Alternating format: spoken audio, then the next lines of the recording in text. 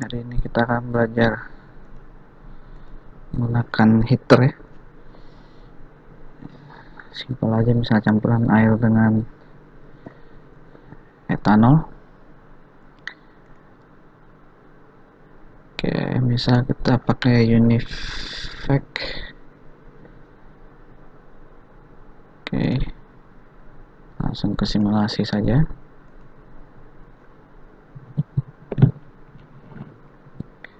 Oke, jadi kita pakai heater yang paling simpel ini ya. Kita klik. Oke,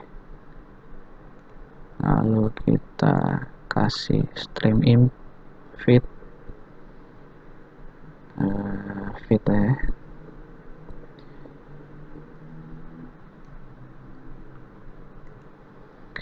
Lalu outletnya kita kasih nama feed hot.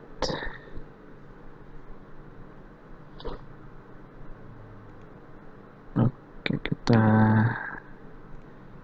klik next.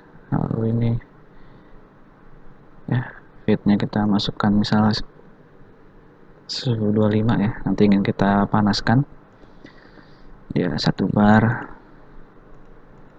misalnya 10 kilo per hour. Mass fractionnya setengah-setengah misalnya. Oke, berikutnya ya, ini data heaternya, ini bisa kita ubah-ubah ya, bukan hanya temperatur pressure, bisa juga perubahan temperaturnya, duty-nya ya, atau vapor fractionnya dan sebagainya, degree of superheating. Oke, biasanya sih temperatur pressure atau bisa juga temperatur change lah ya. Ini misalnya kita ingin ubah naik 20 derajat gitu ya, berarti kan ini perubahan suhunya kita tulis 20 ya. Jadi suhu akhirnya bukan 20 tapi perubahan suhunya ya 20 derajat, naik 20 derajat. Oke, misalnya pressure tetap sama 1 bar. Oke, ini vapor liquid udah oke. Oke, kita bisa run ya.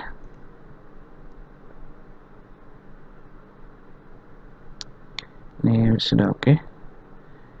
Kita ke stream summary all ya. Tadi kan feednya kita set suhunya 25 derajat ya, lalu karena kita set kenaikan 20 derajat Celcius maka dia jadi 45 derajat Celcius. Oke, jadi masih dalam bentuk liquid ya mixture kita. Oke ya, ini simple lah ya, mass flow nya pasti sama gitu ya dari feed ke outlet ya.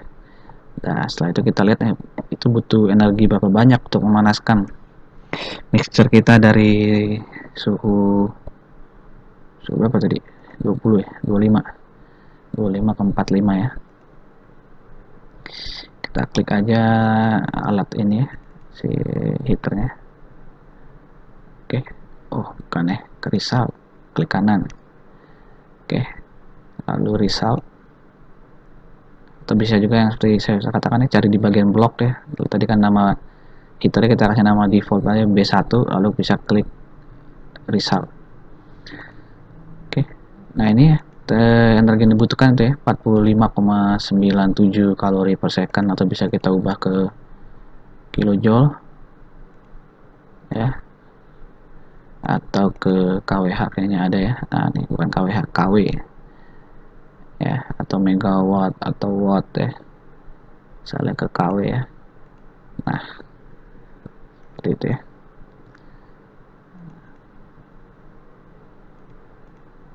Berarti butuh daya ya 0,19 kW. Oke, otomatis kalau kita naikkan ya temperatur change nya kita naikkan lah jadi naik 25 ya. Ini otomatis akan berubah ya kalau kita tekan. Nah, naik ya di 57 ya. Nah, ini oke.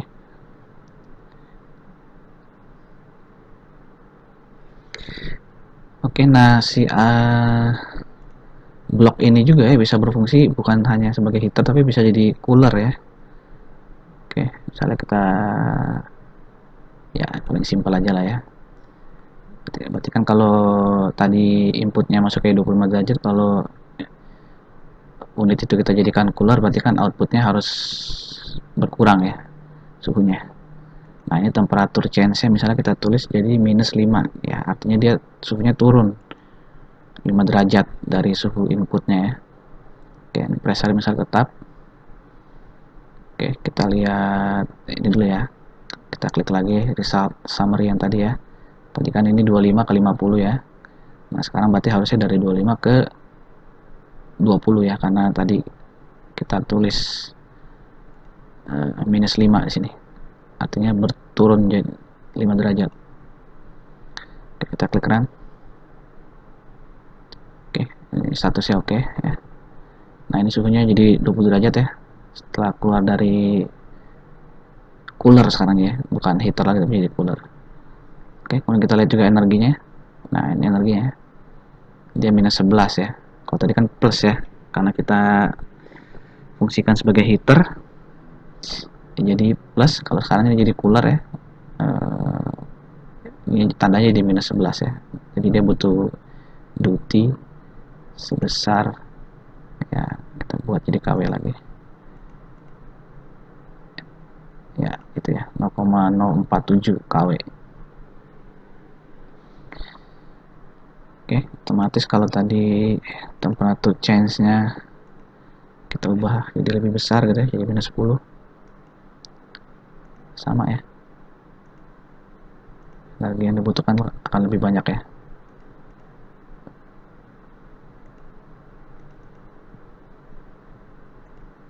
Oke, 0,09.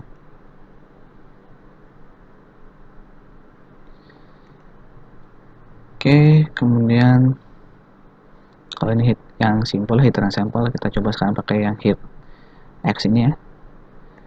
Ini kita dilihat aja. Oke, nah kalau ini selain suhu apa stream yang tadi ya, misalnya tadi kan kita mixernya metanol dan air ya. Nah kalau ini suhu pendinginnya juga atau pemanasnya juga bisa kita simulasikan, bukan hanya stream produk kita saja ya. Oke. Oke, nah kita ubah ya, misalnya kita ingin mendinginkan dengan air ya, tapi ini kita ubah dulu, misalnya ada benzen panas gitu ya, ingin dinginkan dengan air ya yang lebih dingin, jadi metanol kita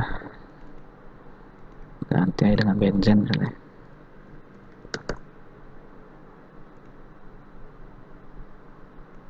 Oke.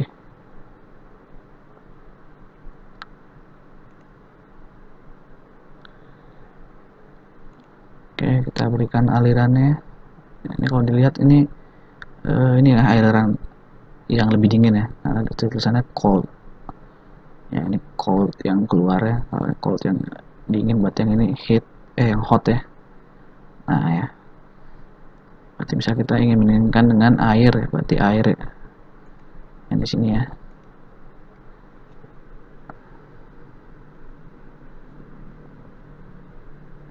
Ya, water cold ya, water dingin lah gitu ya. Nah ini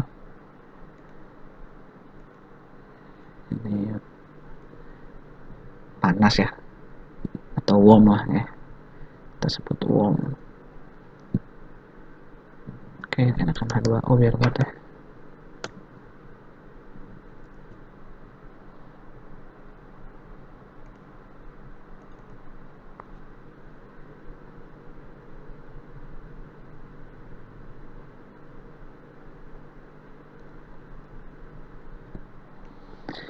Oke, berarti ini untuk yang benzen panas ya.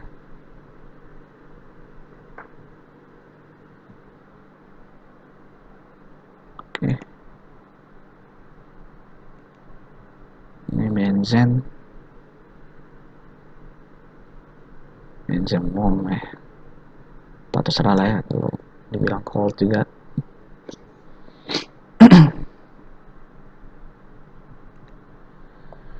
Oke, lalu kita klik next, atau bisa kita juga langsung klik di aliran ini ya, air dingin ya. Misalnya airnya 25 derajat Celcius ya. Misalnya tekanannya 10 bar. Ya, mass flow-nya berapa?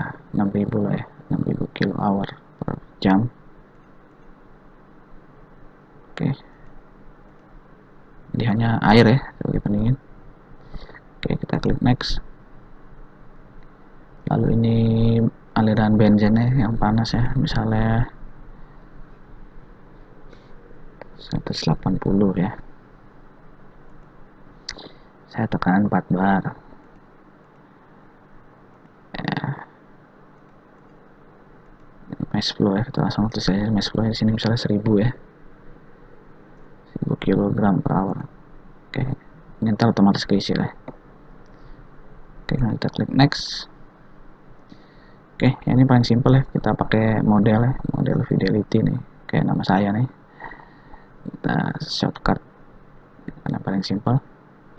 Oke, ini ada tipe-tipenya, counter current kakak ya. Dan pasti kan udah belajar di kuliah heat and mass transfer ya harusnya. Lalu calculation mode-nya kita pilih desain saja, kemudian ini specification-nya ya, misalnya kita mau tentukan ya outlet temperaturnya ya, maksudnya outlet temperaturnya benzen itu berapa, atau bisa juga ini ya, kita mau misalnya vapor fraction-nya 0 gitu ya, jadi semuanya keluar dari heat exchanger, kita ingin benzennya dalam bentuk liquid semua, berarti kita tulis ini vapor fraction adalah 0 ya.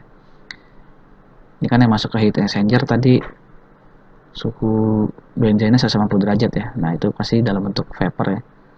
Nah, misalnya kita ingin keluar dari heat exchanger semuanya dalam bentuk liquid, berarti kita pilih hot stream outlet vapor fraction ya, lalu kita isi di sini value-nya berarti 0 gitu ya, jadi semuanya dalam bentuk liquid.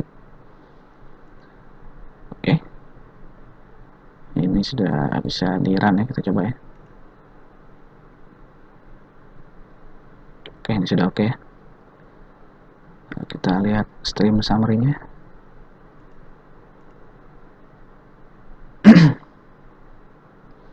Oke, ini benzen panas ya, yang masuk ke heat exchanger itu kan 180 derajat, nah itu dalam bentuk vapor ya.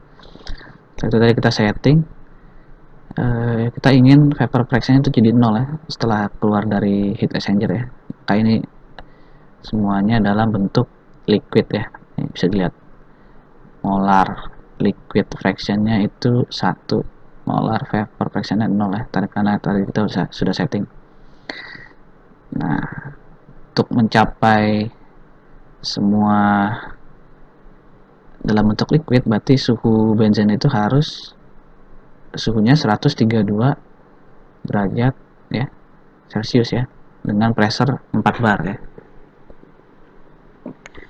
Oke. Dan di sini bisa lihat ya, air yang tadinya 25 derajat Celcius setelah keluar dari heat exchanger itu menjadi 42,17 derajat Celcius ya, karena dia mengambil panas dari si benzen. Oke, lalu kita bisa lihat ya berapa duty-nya dari heat exchanger ini. Klik kanan icon heat exchanger-nya, lalu klik result. Nah ini ya, ini yang tadi ya udah kita lihat ya, benzen hot dari 180 turun menjadi 132, yang airnya dari 25 naik jadi 42. Lalu kita lihat ke bagian ini ya, kalau ini mass balance ya, ya pasti sama gitu mass balance ya, masuk 7000 keluar 7000 ya. Nah di sini di exchanger details baru kita bisa lihat ya heat duty-nya itu berapa kalori per second ya. Ini sama ya, bisa ditukar-tukar satuannya. Oke, misalnya kilojoule gitu ya. Nah, bisa kita ubah. Oke, Kemudian ini ya luas areanya, luas area dari heat exchanger kita itu berapa harusnya. Nah ini 1000, ini apa nih, 1,36 square meter ya. Nah jadi satuan bisa diubah-ubah ya, ada square centimeter, square feet. Oke, kemudian ini apa nih, U ya, transfer coefficient ya. Udah belajar ya di heat and mass transfer.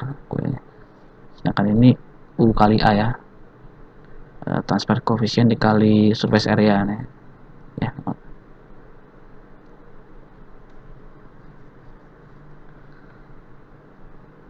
Oke, lalu ada LMTD ya, log mean temperature difference ya kalau nggak salah ya. Oke, itu bisa kita di sini semua.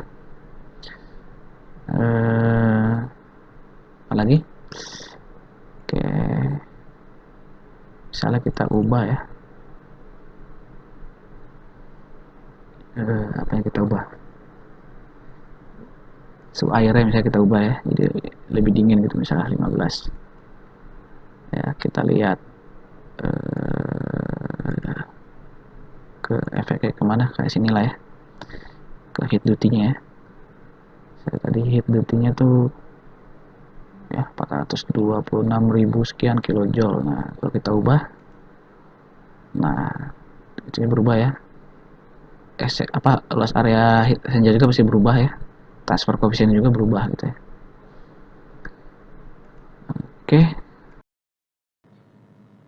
Oke, selanjutnya kita bisa ngeliatin ya profil suhu ya dari masing-masing stream ya, yang hot stream maupun cold stream ya. Kalau di tabel ini bisa kelihatan ya, cold streamnya, ini hot streamnya. Kalau dalam bentuk grafik kita bisa klik ini ya, TQ curve. Oke. Nah tadi karena di settingan kita pilih counter current ya, counter current itu profilnya seperti ini ya. Jadi kan kalau yang di counter itu kan saling berlawanan ya, jadi inletnya hot stream itu kontak pertama kali dengan outletnya yang cold stream ya. Saya yakin kan udah belajar di kelas heat and mass ya tentang heat exchanger.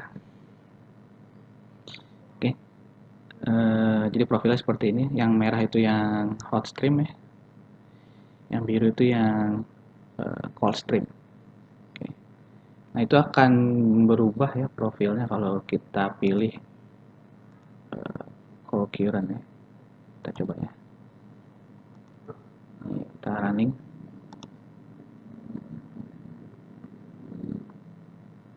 Nah berubah ya profil yang, terutama yang cold streamnya bisa kelihatan berubah banget ya. Tadi ya dari kiri kanan tuh turun ya, kalau ini dari kiri kanan naik ya, karena ini sekarang inletnya hot stream ketemu langsung ya dengan inletnya cold stream ya, berbalik dengan yang tadi counter. Oke. Terus kita juga bisa melihat profil temperatur ya, variasi temperatur dengan profilnya physical properties dari stream, dari fluida yang ada di heat exchanger kita ya.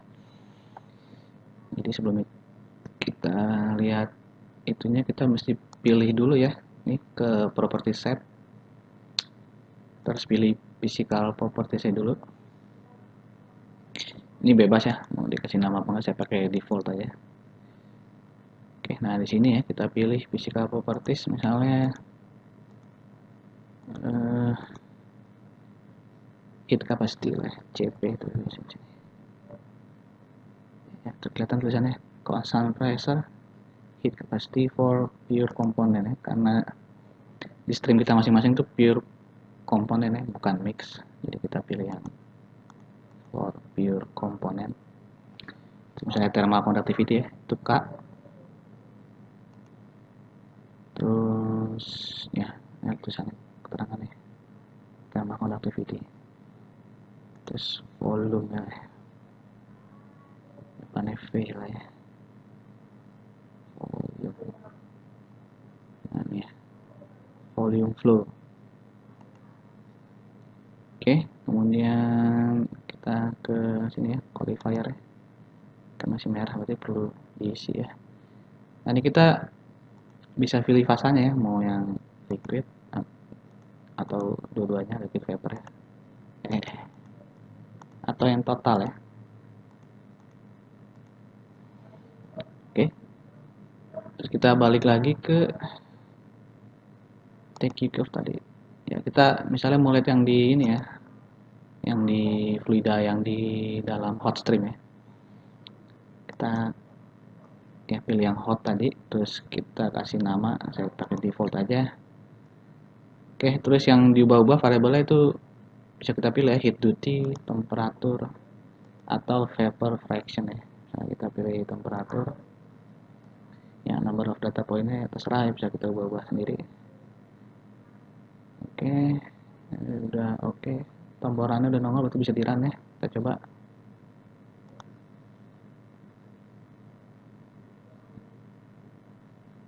Oke, kita lihat result. Belum nongol. Oke, ini ada yang, nah ini ya, ini belum kita pilih ya, kita pilih dulu ya. Ini tadi yang di property set kita setting ya, yang 3 physical properties tadi kita pilih dulu. Nah, baru kita running lagi ya.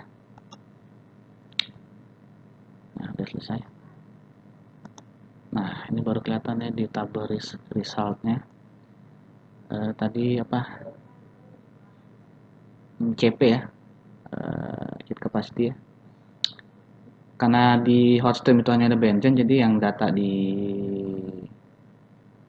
untuk air kosong ya, karena di hotstream hanya ada benzene ya. Terus tadi kan kita minta data vapor, kita juga minta data liquid ya. Ini kosong karena ketika di suhu ini ya, di inlet itu ya 150 derajat, benzene itu masih bentuk vapor ya, jadi dia setelah dinginkan jadi air ya, vapor fraction nol gitu. Oke, terus tadi kan liquid, vapor, terus tadi total ya. Nah, di sini total ya. Oke, kemudian ini untuk data thermal conductivity-nya. Terus satu lagi tadi apa ya, volume ya, paling kanan ya, volume. Jadi bisa dilihat volumenya ya, flow-nya ya, itu liter per menit. Ini bisa diubah-ubah ya, bisa dalam apa tuh, galon ya, ya bisa per hari, bisa per jam. Oke, nah, ini bisa dilihat volumenya seiring suhu turun ya, kan makin ke bawah suhunya turun, itu volumenya berkurang ya, karena ketika suhunya berkurang tuh dia jadi liquid ya, sedangkan yang di paling atas ini sudah 180 masih bentuk gas ya, vapor, jadi volumenya lebih besar. Oke, itu aja. Nanti kalau mau lihat di cold-nya bisa dilakukan hal yang sama ya, silakan kalian coba. Jadi kan yang di cold itu yang air ya.